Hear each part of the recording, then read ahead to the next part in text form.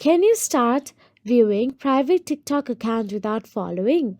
So let's get started. Unfortunately, there is no legitimate or ethical way to view a private TikTok account without following the user. TikTok, like most social media platforms, offers privacy settings that allows user to control who sees their content, and when an account is set to private, you can only view their videos if they approve your follow request. If you are interested in viewing someone's private TikTok account, you need to send a follow request.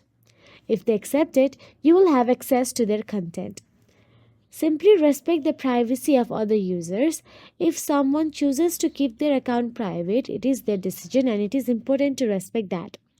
Always be cautious of websites or tools that claim to help you bypass privacy settings as they are likely unsafe or against TikTok's terms of services. If you found this video helpful, please like, share, and subscribe. And thank you so much for watching.